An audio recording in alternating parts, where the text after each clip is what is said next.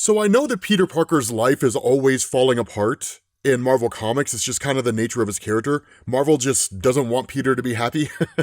But the way that this is done is part of the aftermath to Death Spiral, everything that went on with Torment. And so it just kind of shows almost a day in the life of Peter Parker as his life is falling apart, and honestly, maybe a little bit worse than it normally is.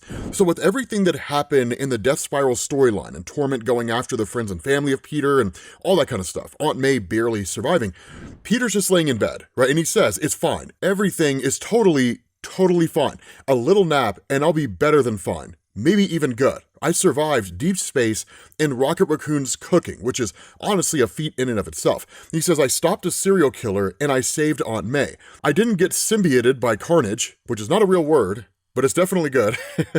Mary Jane's Venom, well, that's a whole challenging thing because one of the big controversies to come out of Death Spiral is that Mary Jane Watson killed a guy, right? And he says, and I have a cousin. Sure, why not? It's like The Bear. Yo Cousin, which I don't know if you guys ever saw The Bear. It's a phenomenal show.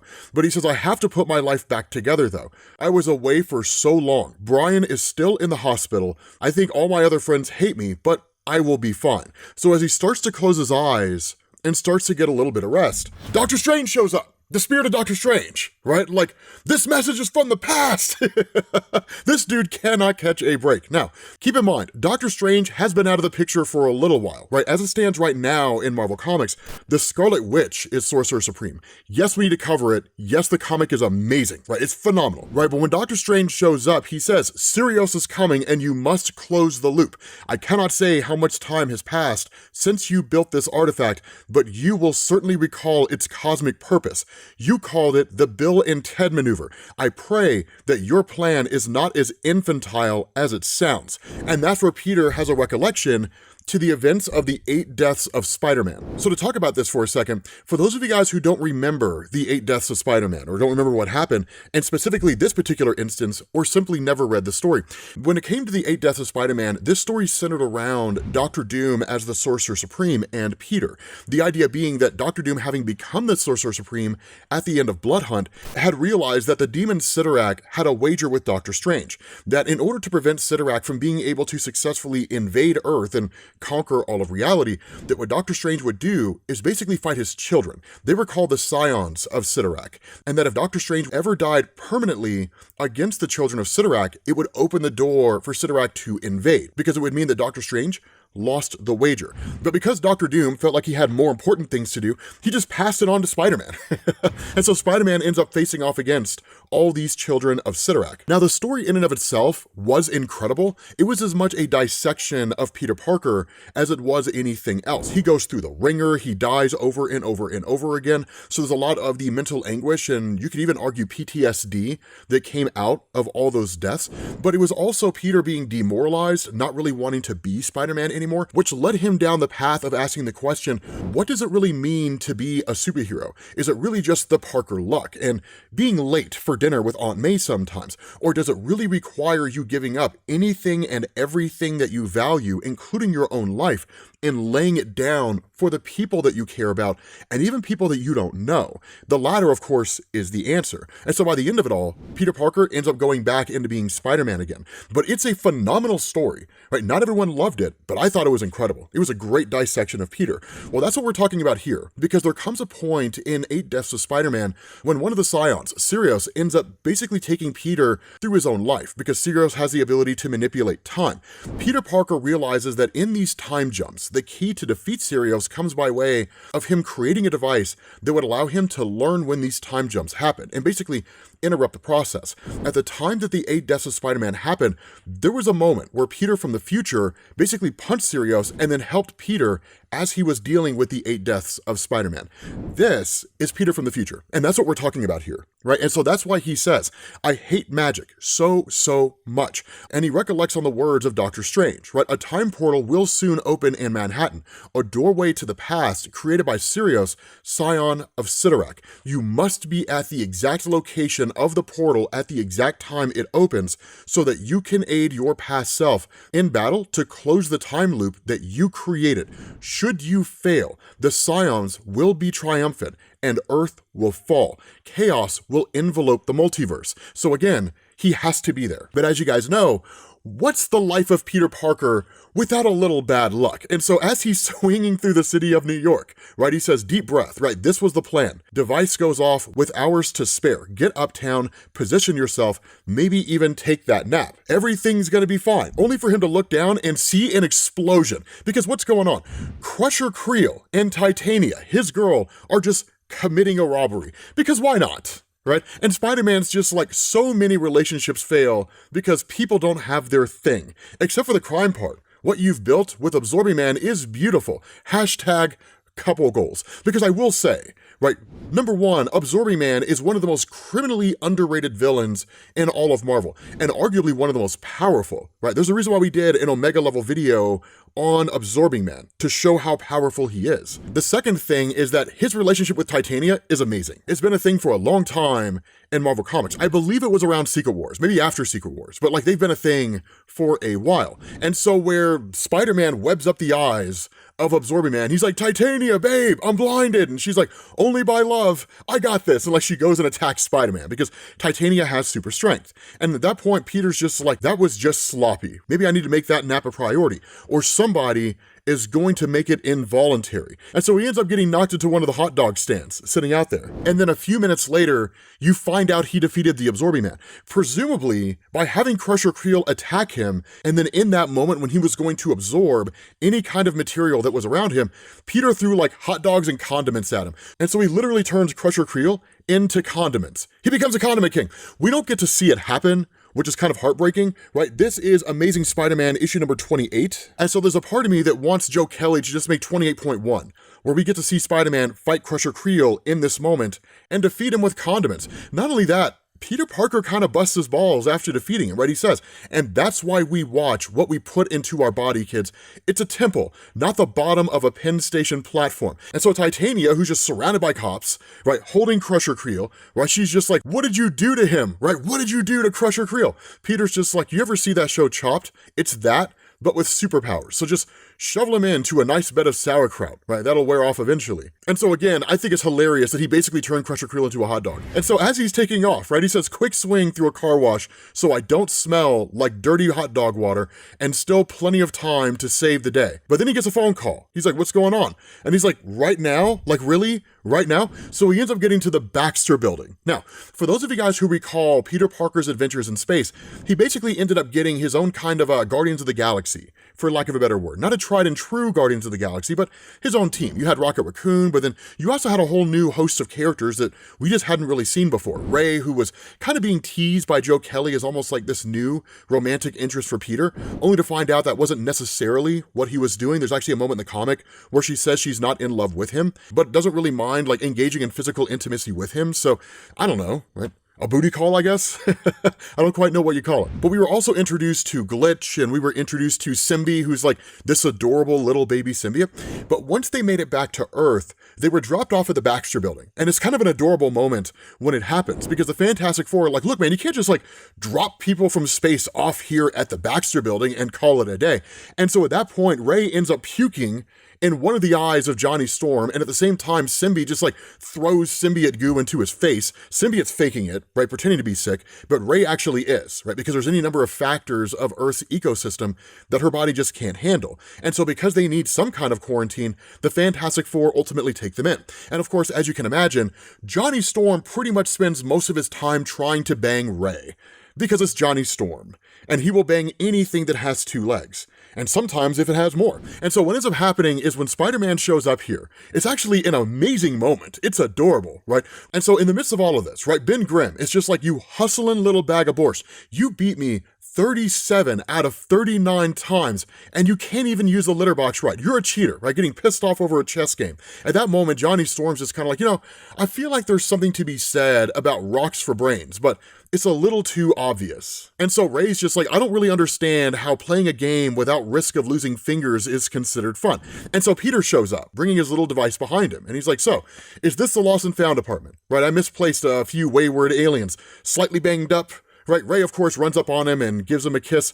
And in that moment, Johnny Storm, looking at Peter getting a kiss from Ray, is like, I need to shave immediately, right? Apparently, from Johnny Storm's perspective, it's the way to get between the sheets with Ray, which he's been trying to do this whole time. And then, of course, Ben Grimm is just like, it's not the mustache, Johnny. Some guys have it, and some guys are not those guys. In the background, Simbi's just living his best life, right? He's just like going nuts with the chess set, sending the pieces flying all over the place. I mean, this guy is having the time of his life. So at that moment, Ray is like, you smell of salted meat. Also, I am free of disease, which is a statement that is kind of ominous if any kind of woman tells you that, right? Like, by the way, I'm free of disease. It's like, cool, right? And so at that point, Peter's just like, huge win, especially after that greeting. And so, of course, he calls Johnny Storm Flame Brain, and Johnny Storm's like Webhead, right? Because obviously, Johnny Storm's pissy over the fact that Ray's not running into his arms. And so then at that point, Peter looks over at Ben, right? And he's like, did they give you any trouble? And Ben's just like, nah, best house guest that we had in a long time. They only accidentally opened the negative zone portal one time. The symbiote's a cheater, though, right? Watch out for him. This guy cheats at games. And so in looking at this device that Peter has, Ben's like, what's with the doohickey? And Peter's just like, it's a time paradox. And Ben's like, I hate those. And Peter's like, magic too. And Ben's like, yeah, don't get me started.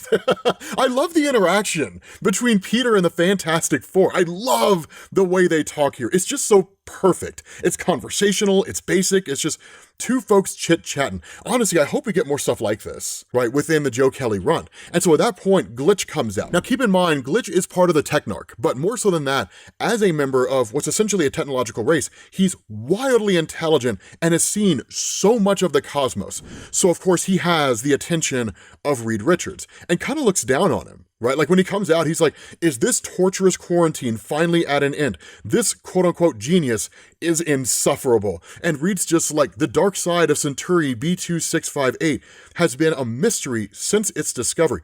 I'm simply asking for a quick download. And Glitch is like, and I'm asking for a nanosecond without your incessant queries. I love the idea that Glitch just looks down on Reed and is like, this is your genius. Right? Like, this guy's a nincompoop. Like, I love the Glitch treats it that way. Just arrogance, just extreme arrogance.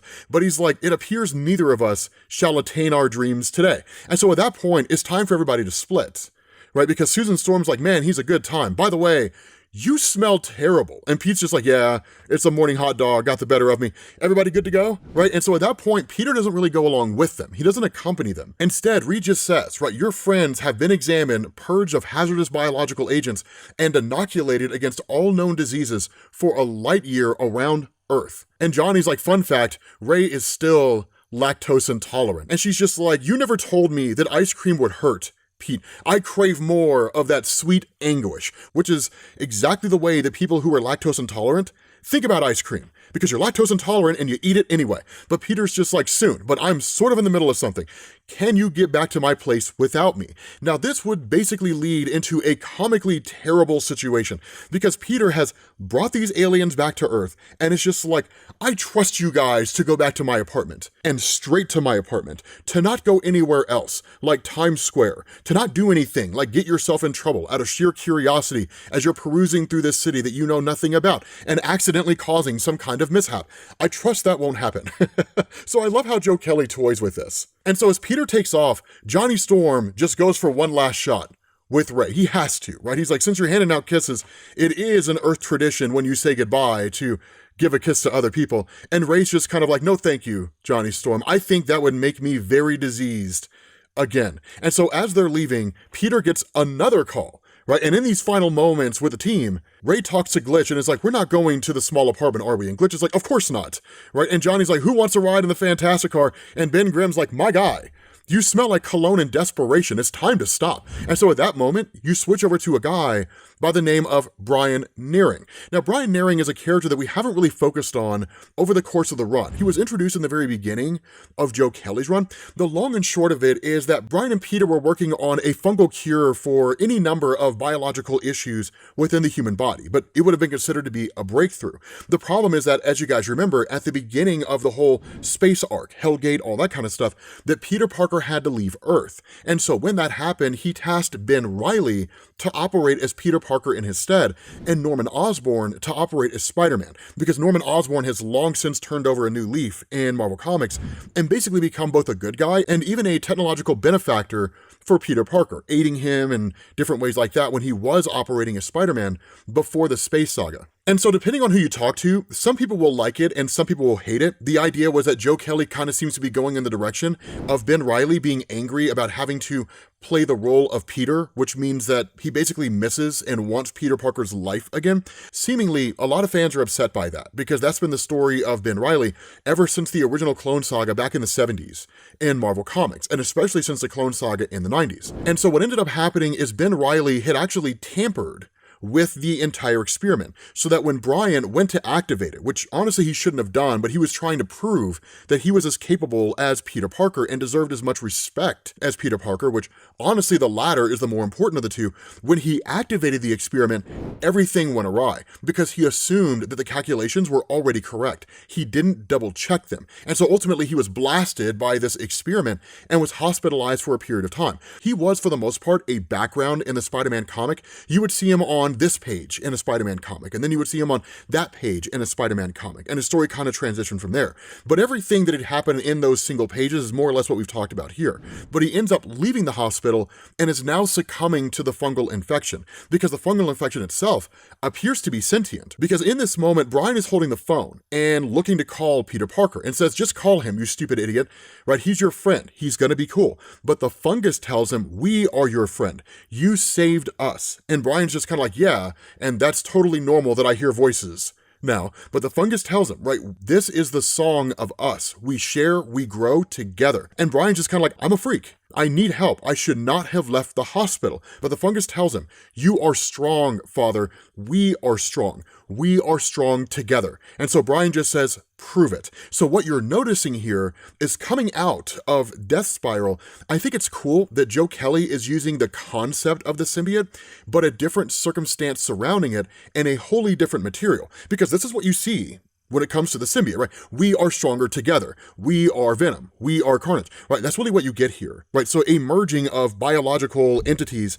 coming together to operate as some kind of organism that's greater than the sum of their parts. So I dig that, right? And so at that point, you end up picking up in the aftermath of this massive explosion. And again, Peter Parker is hit with another problem because the entire experiment between Peter and Brian, which was tampered with by Ben, was happening at Rand Enterprises, right? Danny Rand's Enterprises, the Iron Fist, because yes, in Marvel Comics, Iron Fist is a billionaire. And so that's where Peter's asked by his boss, right, have you ever gone to see Brian since you got back? And Peter says, I tried, right? He was knocked out whenever I went to visit, which is true. When Peter came back from space, he actually went to go see Brian, right? Because again, he had worked with Brian before he went into space and was concerned about his well-being, but Brian was knocked out pretty much every single time Peter got there. He was just unconscious. And so Peter just says, I hear he's home, but he hasn't answered any of my calls. And his boss tells him, it's not where I'd like him to be, but apparently his attending and the biohazard experts cleared him, right? Nothing transmissible to the public, and there's no permanent damage, thank God. And so at that point,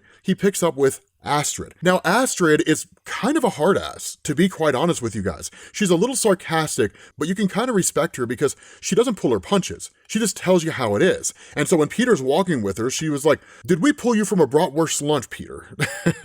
Right? And Peter's just like, my morning hot dog, don't worry about it, right? And he says, I'm supposed to take my Aunt May to an appointment, Astrid, but you use the word urgent 5 times, so what's going on?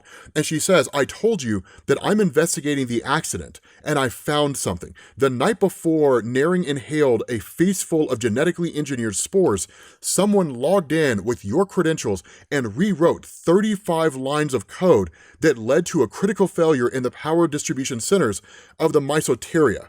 And that's when Peter realizes Ben Reilly did it when he was posing as me, which kind of starts to send Peter Parker down the path that Ben Reilly is actively trying to replace him. He thought that's what Ben Reilly was doing, right, when Peter first got back, but now this kind of seems to confirm it. And so Peter asks, right, you don't really think that I did that, do you? And she says no, right? I mean, you're a lot of things, but a corporate saboteur, that's not one of them. Still, this puzzle has been bugging me, so I have reviewed all the code that you've written since you came to work here. And in fact, she expands, right? 15,000 lines of code, and I did it in 3 days. She's like, my blood is basically just energy drinks now. But she says, comparing your work on the Mesoteria nanofiltration units and the subsequent work on the micro transistor load dispersion array, it looks like the programming was done by 2 different people. The sabotage specifically was in the style of the second one. It's a brain teaser. And so she says, at best, you have split personalities that code differently, unlikely as you barely have one personality. The worst best case scenario is you were outsourcing the programming and taking credit for it. Unethical, but more likely. The worst case, you were using AI, which makes me puke in my mouth. And so Peter's just like, I don't really know what to say. And even his boss is just kind of like, the truth would be optimal for all of us. And so Peter's like, I can't really explain the difference in the code. I didn't sabotage the project, and I'm so sorry that I wasn't here to protect Brian. And so they're just kind of like, that's all you can give us. You're not really giving us any meaningful answers, man. You're not giving us anything to work with. And so he just says, I'm sorry, right? Like, that's really all I have here, right? I mean, that's what he tells Milton, right? He tells his boss, like, this is all I have. I mean, in this moment, when he should potentially be spilling the beans, he would literally have to tell her, I am Spider-Man, I was off in space, and I had my clone replace me, right? This is one of those things where the truth would be stranger than fiction, and it would be less believable, right? And so he just doesn't give her an answer at all. And so at that point, she just says, then I have no choice but to suspend you until we conclude our investigation. And Peter's like, I figured, I'm sorry, and walks away. And he's like, damn it, right? Like, I loved that job. So now Peter's out of a job. Right? He doesn't have any real source of gainful employment. Something that is really funny here is that the space team, right, Ray and Glitch and all of them, they're walking around Times Square and they're having an amazing time, right? Like, Ray's loving it, right? She's like, I love this place more than any other place I've ever been. And Glitch, right, this old grump, right, this crotchety old machine, he's just like, you poor infantile life form, right? And she's like, thank you for bringing me here, Glitch. And he's like, thank the Matrix that you've been inoculated. Every cubic millimeter of this place carries enough biological material to kill your entire species twice over. This dude is just such a grump. Right, he is such a grump, but in the funniest way. And so Ray's just like, so long as there's no lactose, I will be fine. Is there lactose in the Bubba Gump Shrimp Company? And he says, well, there's two things, right? There is a boatload of shrimp, all kinds of shrimp, and we could list off all the shrimp, but we're not going to. And then there's copious amounts of lactose in that place. And so she's like, I am certain it will be fine. Let's go see. The whole time they're watching this like broadcast from J. Jonah Jameson where he's just freaking out and calling every superhero menaces. And so in that moment, you jump back to Peter Parker, right? And he says, I am spinning, spiraling, actually. My friends think I abandoned them. Aunt May barely believes I'm a functioning adult. I probably just lost the best job I've had in a long time because I wasn't strong enough to stop a monster from punching me across the universe or keep my clone from screwing up my life. And now I might break time because juggling the shards of my life is a full-time job. I am an utter failure. Now, I want you to hold on to that moment that he talks about, right? When he makes his statement, I am an utter failure, because we're going to get serious here in a moment, right? And we're going to get a little philosophical here in the moment, because there's a beautiful moment that comes at the end of the story. And so what ends up happening, of course, because he arrives in the nick of time, the portal opens, he punches Sirio, sends him back through the portal, and that, of course, leads to his past self, who was involved in the 8 deaths of Spider-Man, being able to defeat Sirius, right? So the time loop is closed. It's not a huge moment, right? It's just like a single page event. But he says, I remember how this moment felt. I wasn't broken yet, but I was on my way. This moment was a small win after some brutal losses, because he was being made to walk through every single one of his failures and his entire life, right? Imagine that, not just simply thinking about the things that you've done wrong, but imagine someone literally and physically walking you through every moment of your life, every bad experience of your life, and showing how your life is meaningless and pointless, and you don't serve a purpose in the world. It's the living manifestation of depression, right? You can see how it left Peter as a broken man by the time he got to the end of 8 Deaths of Spider-Man. And so that's why he says, this was a glimmer of hope from future me. And so he says, don't you love a time paradox past me? And his past self is like, right now? Yes, right? And so Peter in the present, right, just says, but as I recite my lines and close the loop, I realize something terrible, right? He says, FYI, the idea you had before Sirius time jumped about creating a device to detect when this future time jump happens is spot on. And past Peter, right, in the 8 Deaths, says, now I just have to do the hard part of working with Strange and doing all of this. And Peter says, I have faith in you, but look, I can't say too much. Hang in there, okay?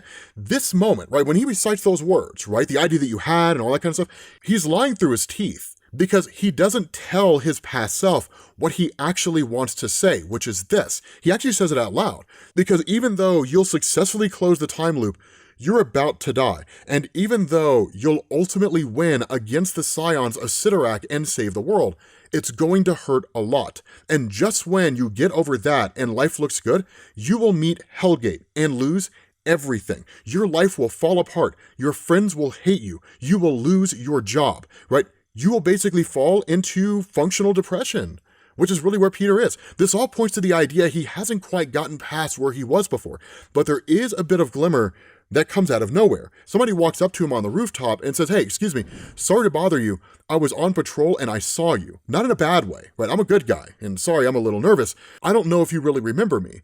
I'm Kintsugi. And Peter's like, you're here to help. Peter recalls him. Now, he originally appeared in this particular run from Joe Kelly. He was very amateur, had no clue what he's doing, and really, because he was so inexperienced, it was really one of those where he would create more of a distraction than an actual help. But he's actually surprised by the fact that Peter remembered him. Right? And Peter just says, it's not a day that I'm going to forget anytime soon. Did you get demoted? Like, I thought it was Captain Kintsugi. And he's like, that was a mouthful, so I just cut off the captain part, which is a fair point. That's actually a good idea. Don't use 10 words when 4 will do. And so Peter just says, I get that, right? I used to be Arachnoman, savior of queens. And Kintsugi's like, really? And Peter's like, no. I'm just being dumb. That's actually a reference to Ultimate Spider-Man from Bendis back in the day, by the way. But Peter just says, I'm kind of having a moment, Kintsugi, so I don't know if this is something you need to be here for. And Kintsugi just says, right, I'm sorry. I just wanted to thank you, right? And Peter's like, that was not me. And he says, I don't know what you know, but I have not been me for a long time. And he just says, no, I know that. Spider-Man told me, right? The young cool one, not Norman Osborn, though he was actually kind of cool for an old head. He says, Captain America is my hero. Obvious, I know, because Kintsugi carries around a shield. And he says, I spent a long time learning how to use this thing. I trained hard. I ate clean.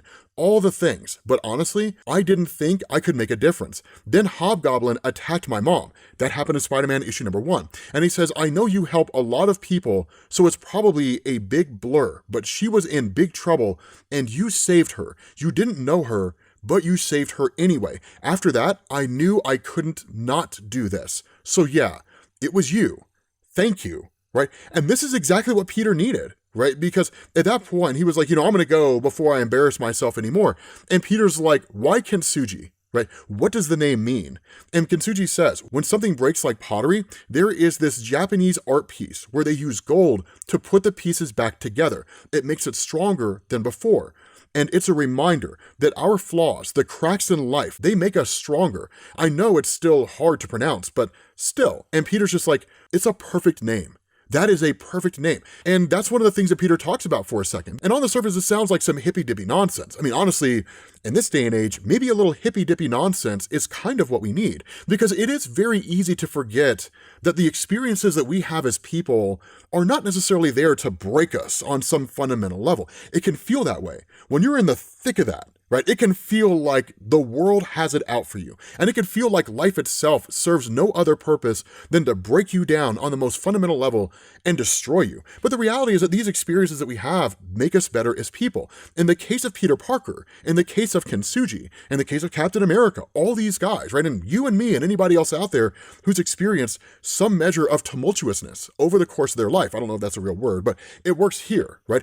That's the important message that Kintsugi's getting across. It's what Peter needed. It's what he needed to hear. And so he says, I was planning to lie here for a few days, just feeling sorry for myself, but I just remembered I've got some work to do. So will I see you around? And Kintsugi's like, yeah, 100%. Fingers crossed he becomes a sidekick of Spider-Man. But what's funny here is Spider-Man's just like, okay, I'll catch you later, kid, and goes to fire off his webbing, and it doesn't work because he ran out. The Parker luck reigns supreme. And so he's like, that would have been a really cool exit, right? And Kintsugi's like, yeah, I mean, I was feeling it, bro. And so he's like, do you want to ride? And Peter's like, I mean, do you have a Kintsugi copter? And Kintsugi's like, no, I mean, I have a scooter. And Peter's like a Vespa? And Kintsugi's just kind of like, I mean, look, man, I'm saving up for a sport bike. What do you want me to say? And Peter's like, I'm just going to hoof it, bro. I'm just going to walk. It'll be a cold day in hell before Spider-Man gets caught riding on a Vespa around the city of New York. But I'll be honest with you, man, watching Spider-Man ride in the back of a Vespa around the city of New York, that sounds amazing.